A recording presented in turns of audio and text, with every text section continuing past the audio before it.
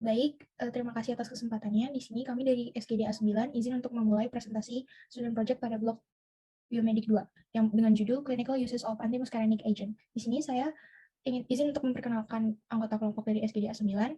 Bisa next. Yang pertama ada Farel, Intan, Junani, lalu ada Erlangga, Yudi, Lika, selanjutnya ada Yoga, Cisa, Rio, dan saya sendiri, Maksmi, lalu ada Maika dan Indra. Untuk selanjutnya, saya akan serahkan kepada teman saya untuk memulai presentasi. Baik, terima kasih atas waktunya. Perkenalkan, nama saya Farel dengan digit INTRAKE 210. Di sini saya akan menjelaskan tentang latar belakang. Antimuskarini adalah obat yang sebelumnya dikenal sebagai antikolinergik, karena obat ini mengurangi pergerakan usus. Antimuskarini adalah obat yang bekerja pada antagonis reseptor kolinergik di sistem saraf pusat dan sistem saraf perifer, dengan cara menghambat secara kompetitif respon terhadap asetilkolin. Antagonis ini juga disebut simpatomimetik karena melibatkan aksi aktivitas otonom parasimpatis tetapi tidak menekan saraf parasimpatis dan memiliki efek yang tidak terduga pada sistem saraf simpatik dan sistem saraf parasimpatis. Antagonis kolinergik juga dikenal sebagai penghambat kolinergik atau antikolinergik, berkaitan dengan reseptor kolinergik tetapi tidak menyebabkan efek yang biasa dimediasi oleh reseptor intraseluler. Yang paling berguna dari obat ini adalah secara selektif memblokir sinapsis otot pada saraf parasimpatis. Oleh karena itu, peran persarafan parasimpatis terganggu dan peran simpatis tampak tidak seimbang. Risiko yang terkait dengan penggunaan obat antikolinergik dan gangguan kognitif seperti memori, perhatian, dan kecepatan psikomotor telah dikonfirmasi dalam eksperimen dan studi kohort. Gangguan kognitif lebih khusus mengacu pada penurunan kecerdasan seperti berpikir, bahasa, memori, perhatian, persepsi, perencanaan, pengambilan keputusan, dan kemampuan memecahkan suatu masalah. Berdasarkan uraian di atas, penulis ingin mencoba menganalisis mengenai obat antimuskarini, mulai dari penjelasan umum sampai dengan efek samping yang ditimbulkan oleh obat tersebut. Maka dari itu, penulis menuangkan dalam suatu penelitian student project yang berjudul Clinical Use of Antimuscarinic Agent. Baik, sekian dari saya. Selanjutnya akan dijelaskan oleh teman saya. Baik, di sini saya akan menjelaskan mengenai rumusan masalah. Sebelumnya, perkenalkan nama saya Teguh Surya dengan 3 digit terakhir 220. Baik, yang pertama adalah kami akan membahas bagaimana definisi efek pada sistem organ dan interaksi dari obat antimuskarinik atau antikolinergik. Kemudian apakah penjelasan mengenai farmakokinetika dan farmakodinamika dari atropin dan skopolamin. Kemudian bagaimana penjelasan mengenai penggunaan dosis dari atropin dan skopolamin. Kemudian bagaimana cara membedakan indikasi dan kontradiksi dari atropin dan skopolamin. Dan yang terakhir adalah apakah efek samping dari penggunaan atropin dan skopolamin. Selanjutnya akan dijelaskan oleh teman saya. Baik, sebelumnya perkenalkan, saya Jenani Primasya dengan 3 digit NIM terakhir yaitu 213. Di sini saya akan menjelaskan mengenai tujuan penulisan, di mana tujuan penulisan dari SP atau student project kali ini yang pertama itulah untuk mengetahui definisi efek pada sistem organ dan interaksi dari obat antimuskarinik atau antikolinergik. Yang kedua untuk mengetahui lebih mendalam lagi mengenai farmakokinetik dan farmakodinamik dari atropin dan skopolamin. Yang ketiga untuk mengetahui cara analisis dosis dari obat atropin dan skopolamin. Yang keempat untuk membedakan indikasi dan kontraindikasi dari atropin dan skopolamin. Yang kelima untuk memahami efek samping dari penggunaan atropin dan skopolamin. Baik, next. Nah, jadi ada manfaat penulisannya, itu yang pertama, manfaat bagi mahasiswa adalah mahasiswa dapat menambah pengetahuan dan wawasan mengenai clinical use of antimuscarinic agent dan mengasah kemampuan dalam membuat karya tulis. Lalu manfaat bagi fasilitator dan evaluator ini adalah untuk fasilitator dan evaluator dapat menggunakan karya tulis ini sebagai metode penilaian terhadap student project mahasiswa. Baik, sekian dari saya akan dilanjutkan oleh teman saya. Baik, di sini saya akan menjelaskan tentang obat antimuskarinik. Obat antimuskarinik adalah sekelompok obat yang digunakan untuk mengobati sindrom iritasi usus besar dan divertikulosis. Namun, tingkat efektivitasnya masih belum diketahui dan responnya akan berbeda. Tanda-tanda nyeri akibat obat antimuskarinik antara lain detak jantung tidak teratur, asma, dan gangguan pernapasan, gangguan gerak, parkinsonisme, inkontinensia urin, midriasis, dan siklopedia. Antimuskarinik ini juga harus digunakan dengan hati-hati pada pasien dengan sindrom Down, anak-anak, dan orang tua. Selain itu, obat tersebut termasuk gastroesophageal reflux disease atau GERD, diare, colitis ulcerativa, infark miokard akut, hipertensi, gejala takikardia, serta bakteri asam laktat. Beberapa jenis obat ini termasuk dalam kategori efek antikolinerik. Beberapa contoh agen antikolinergi ini termasuk atropin, benstropin, mesliat, flitnium, siklopentolat, darifenasin, bisikloferin, fesoterodin, dan flavosat. Imidafenasin adalah salah satu obat antimuskarinik baru yang disetujui untuk dijual di Indonesia pada tahun 2019 untuk pengobatan gejala yang berhubungan dengan kandung kemih yang terlalu aktif seperti inkontinensia dan polakiuria. Efek samping dari obat antikolinergi ini yang umum adalah mulut kering, penglihatan kabur, konstipasi, kantuk, sedasi berlebihan, dan halusinasi. Sekian dari saya, akan dilanjutkan oleh teman saya. Baik, terima kasih atas kesempatannya. Untuk selanjutnya, saya ingin menjelaskan mengenai efek pada sistem organ, di mana mekanisme obat anti-muskarinik adalah dengan melakukan pencegahan terhadap ikatan dari reseptor muskarinik atau asetilkolin atau ACH.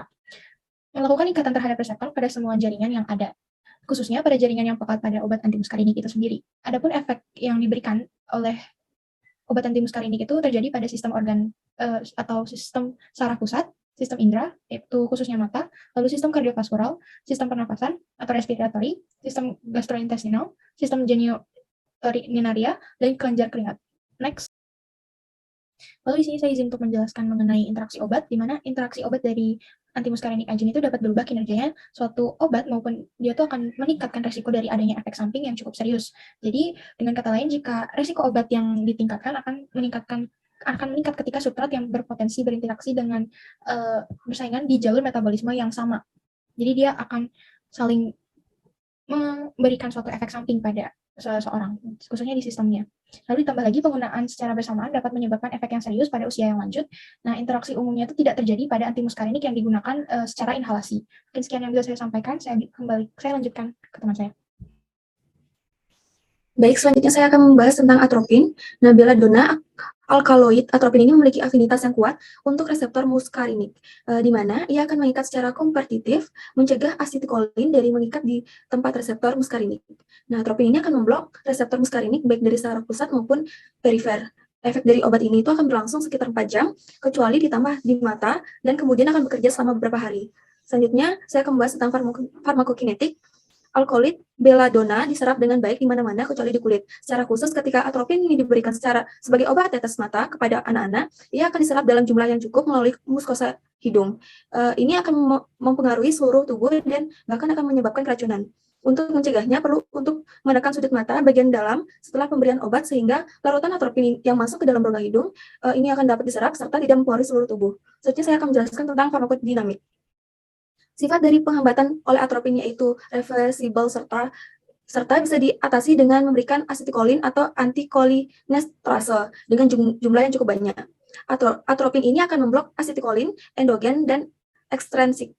Adapun farmakodinamik ini dapat mempengaruhi pada beberapa sistem organ. Yang pertama ada susunan saraf pusat, yang kedua ada mata, yang ketiga ada saluran nafas, yang keempat ada sistem kardiovaskular, yang kelima ada saluran cerna, yang keenam ada otot polos, yang ketujuh ada kelenjar eksokrin. Sekian dari saya mungkin akan dilanjutkan oleh rekan saya.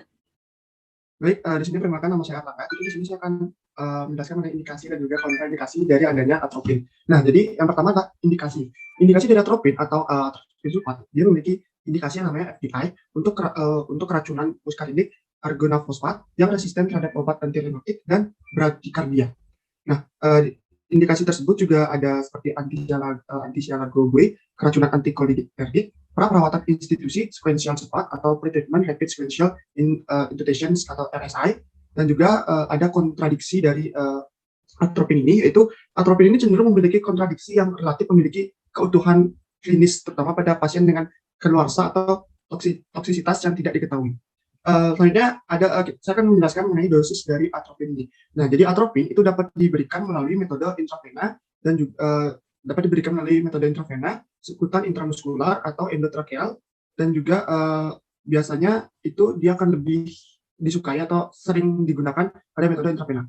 Nah, untuk pemberian ET encaran 1 mg hingga 2 mg dalam 10 liter air steril atau salin normal sebelum pemberian. Nah, untuk ET pediatrik, gandakan dosis 4 biasa dan encerkan dalam 3 hingga 5 menit.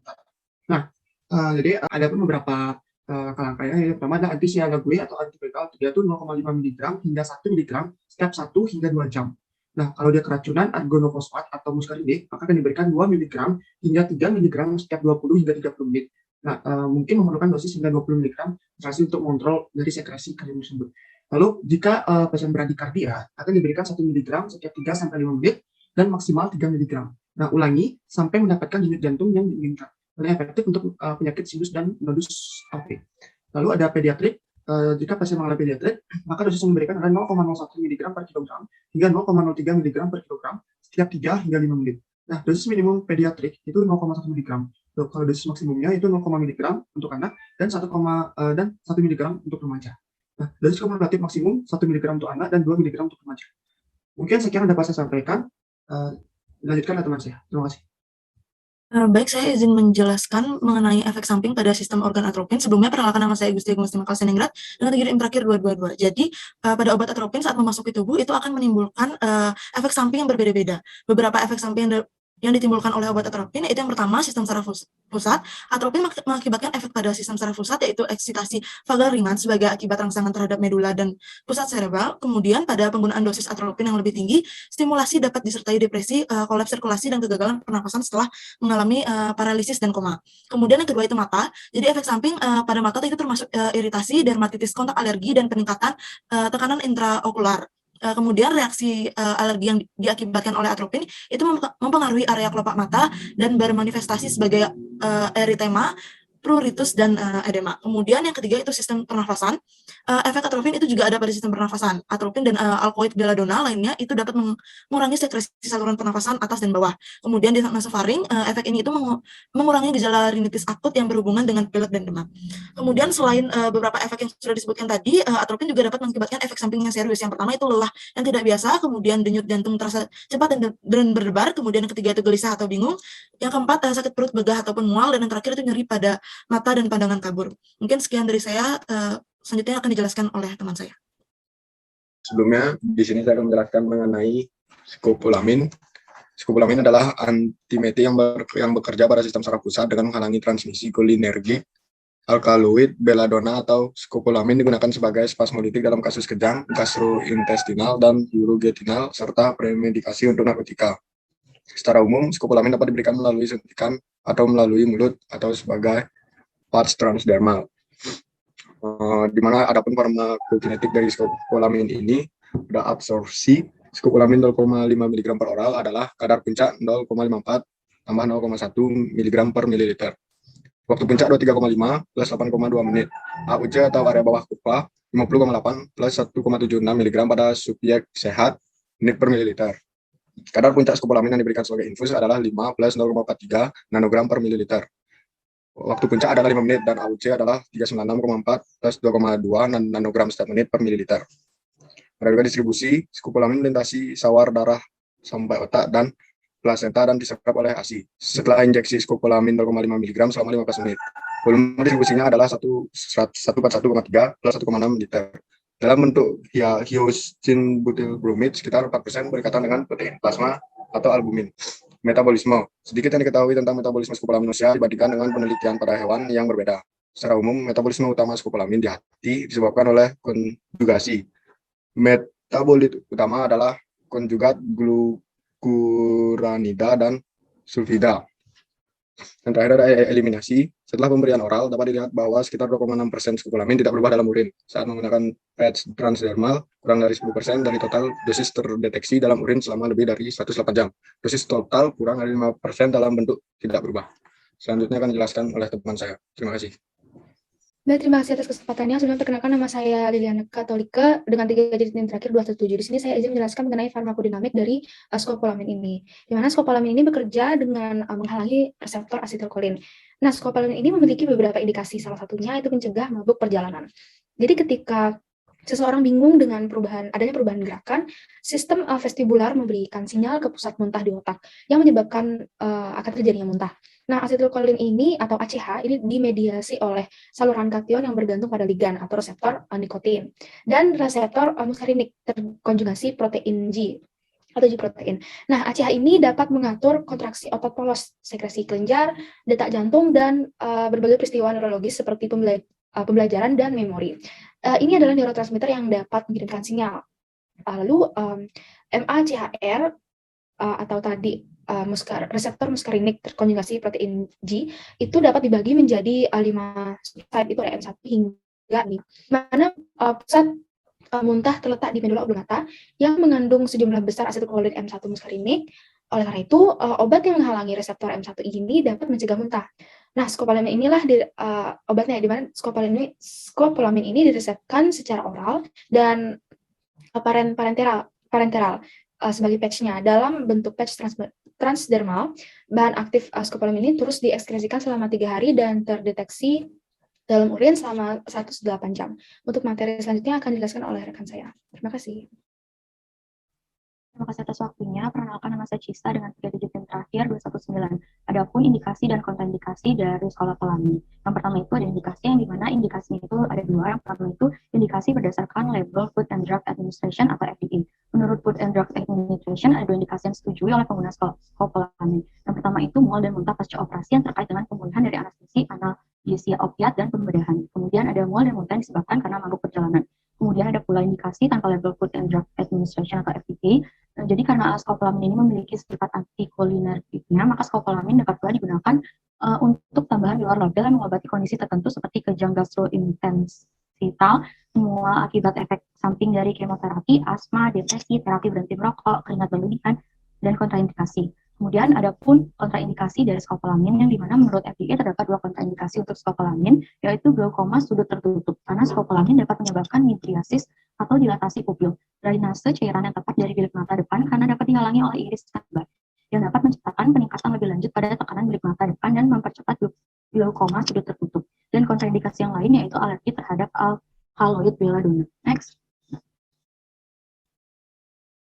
Untuk selanjutnya adalah dosis, yang dimana untuk menghindari efek samping dari skopolamin yang sangat disarankan menggunakan skopolamin dengan tepat. Dosis yang disarankan. Yang pertama itu untuk pencegahan mabuk dalam perjalanan dapat diberikan skopolamin berupa tablet oral dengan dosis untuk dewasa 300 mikrogram dan maksimal 900 mikrogram dalam sehari. Sedangkan untuk anak-anak berusia 3-10 tahun disarankan dengan dosis 75-150 mikrogram dan maksimal 900 mikrogram dalam sehari. Kemudian yang kedua itu untuk memberikan ketenangan pada pasien yang dapat diberikan skopolamin berupa suntikan dengan dosis untuk dewasa yaitu 0,6 mg yang dapat diberikan 3-4 kali dalam sehari. Kemudian yang terakhir itu untuk mencegah mabuk dan mual dalam perjalanan dapat diberikan pula skopolamin berupa suntikan yang dimana dosis untuk orang dewasa adalah 0,3-0,6 mg dan untuk anak-anak yaitu 0,00 mg per kilogram. Sekian dari saya. Untuk materi selanjutnya dapat disampaikan oleh teman saya.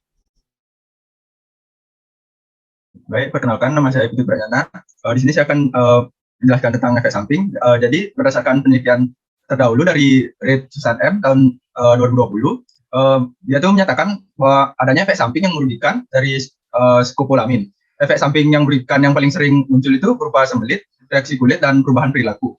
Dan perubahan perilakunya itu seperti kantuk, lekas marah, gelisah, agresi, kurang tidur, dan kehilangan vokalisasi. Dan tidak ada perbedaan dalam frekuensi efek samping berdasarkan usia dan jenis kelamin. Sekian penjelasan dari saya. Selanjutnya akan dijelaskan oleh teman saya. Di sini akan kembali memaparkan mengenai kesimpulan dari proyek yang akan buat. Obat antimuskarinik merupakan obat bekerja dalam menghambat kinerja dari asetilkolin untuk tubuh agar tidak memicu pergerakan otot involunter pada organ di dalam tubuh. Obat dengan golongan antimuskarinik memegang peranan kunci dalam mengatasi berbagai fungsi medis seperti asma, penyakit paru obstruktif kronis atau PPOK, hingga Parkinson. Walaupun demikian, kan semua obat ini memiliki efek samping terhadap jaringan dalam tubuh manusia, sehingga diperlukan dosis yang tepat untuk memaksimalkan efek dari obat ini dan menghindarkannya dari efek samping yang destruktif. Terdapat banyak sekali jenis obat yang tergolong antimuskarinik, seperti contoh adalah atropin dan skopolamin. Berdasarkan dari sisi dari farmakokinetik, kedua obat ini serap dengan baik di seluruh bagian tubuh, dan khusus untuk atropin, obat ini tidak dapat diserap dengan baik apabila disalurkan melalui kulit. Apabila dilihat dari sisi farmakodinamika, atropin bersifat reversible dan skopolamin tergolong sebagai antikolinergi. Kedua obat ini memiliki indikasi dan kondisi yang berbeda satu sama lain.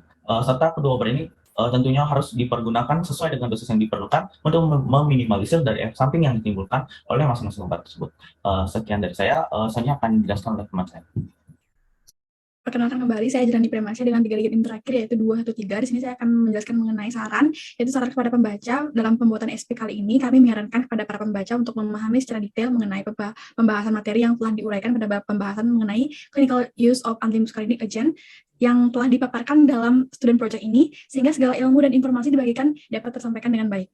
Lalu yang kedua, saran bagi pihak kampus, yaitu pada pihak kampus kami menyarankan agar student project ini dapat mendapatkan kesempatan untuk dipublikasikan dengan perantara media yang tepat, agar dapat bermanfaat bagi mahasiswa lainnya, terutama bagi mahasiswa Fakultas Kedokteran Universitas Udayana. Baik, sekian dari saya. Baik, sekian dari kami mohon maaf apabila terjadi kekurangan dalam penyampaian presentasi kali ini. Akhir kata kami ucapkan terima kasih dan Om Santi Santi Santi Santi Om.